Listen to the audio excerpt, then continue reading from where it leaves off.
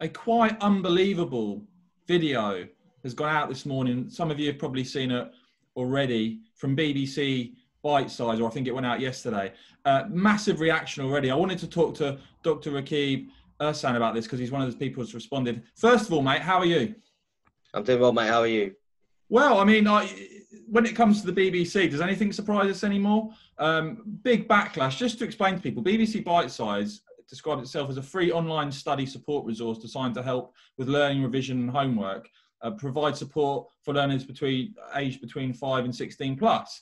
Now, they've put out this video talking about what they call white privilege. A guy called John Ameshi, a psychologist, best-selling author and former NBA basketball player, explains that white privilege doesn't mean you haven't worked hard or you don't deserve the success you've had. It simply means that your skin colour has not been the cause of your hardship or suffering. And the really, the bit that I thought obviously has attracted attention is this is aimed at children. This is from the BBC, aimed at children. Rakib, what's your response? Well, I think that firstly it's John Amaechi, OBE. Let's make that point for starters. So I think what's really interesting here, Michael, we have a case of a non-white individual, a successful individual, may I add. He's achieved a great deal, but ultimately is a privileged individual. And I feel that this is the issue I have with this is the fact that this is BBC material. And unfortunately, I think that it's pressing or putting forward a narrative which I think is overly simplistic. I think this is the criticism I've made of prevailing white privilege narratives, is that it misses the fundamental inequalities within the white British population. And I feel here, so I take, for example, a tweet I made this morning. I talked about large-scale cases of child sexual abuse, which have taken place in post-industrial towns and inner city areas across England, which have involved underage white British girls, usually from a working class background, the perpetrators often being of South Asian Muslim origin. And there's now an acknowledgement among public authorities that they fundamentally mismanaged these cases, largely because they were looking to protect race relations. Now, I think that clearly shows that the racial identity of the victims involved clearly created a situation where the public authorities didn't manage those situations and those cases effectively at all. So I don't think there's much white privilege involved when it came to those particular cases. Yeah, and you've only got to look at someone like Lord MacDonald, who I think is a former Lib Dem peer and former Crown Prosecution Service chief.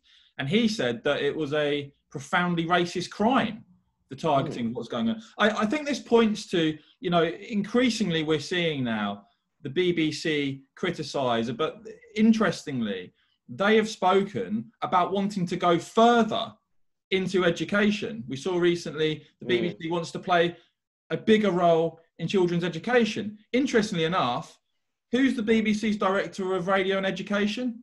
It's former Labour MP James Purnell.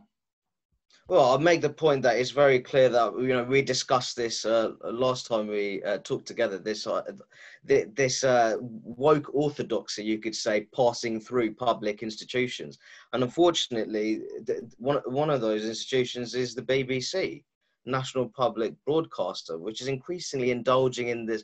So almost, I would go as far as saying, Michael, is ideological indoctrination. I really would, and I think it's deep. I think it's terribly decisive as well.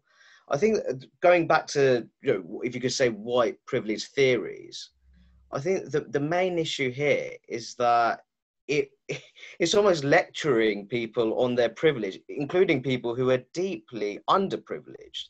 Now, I think you've talked a great deal about white working class boys and educational outcomes. The reality of the matter is we have many predominantly white working class communities where young white working class boys are not faring well in terms of their level of educational attainment.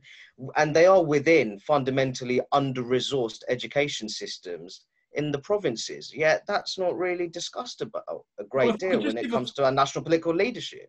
If I could just give a figure on that, only 12.7% of white British males who are eligible for free school meals went to university by the age of 19. These figures just recently came out, and the progression rate has fallen slightly for the first time since 2011 2012. So facts are very important in this debate. But I just want to bring back to the point here, because Calvin Robinson, involved with Defund the BBC, he made the point today as well. He said the BBC is obliged by its charter to bring people together and help contribute to social cohesion and well-being of the UK. Instead, they are producing divisive material, he says, and fanning the flames of racial unrest, all while wanting a greater role in children's education. I mean, what do you think when you see, obviously, again, material aimed at children coming from the BBC? What do you think the impact is of this? Well, I think for me, the one thing I would say, I don't think it's the BBC's place to be pushing out that kind of material to, you know, targeting children. That's firmly my view. I think that Calvin Robinson there, he makes a very good point. I think it is socially divisive. Just building on that as well, I think that there's, with white privilege narratives, being white and being male are seen to be such serious advantages. Social class isn't discussed about at all, Michael. Amazing, isn't it? I find it bonkers that the people who usually indulge in these kind of theories are people on the left. The left should be all about talking about social class inequalities. They should be talking about how to improve social mobility in predominantly white working class communities. The reality, man, is you can't be selective and talk about social mobility in predominantly non-white working class communities and not care about in predominantly white working class communities. But unfortunately, you see that kind of selectivity on the left. And I think that in itself is why, quite remarkably, the Conservative Party, survey after survey, enjoying significant advantages over Labour when it comes to people who fall within the C2 DE social grade, namely working class people. And I think that it's a very serious cultural problem on the left, Michael, and I don't think there's going to be any improvements anytime soon, unfortunately.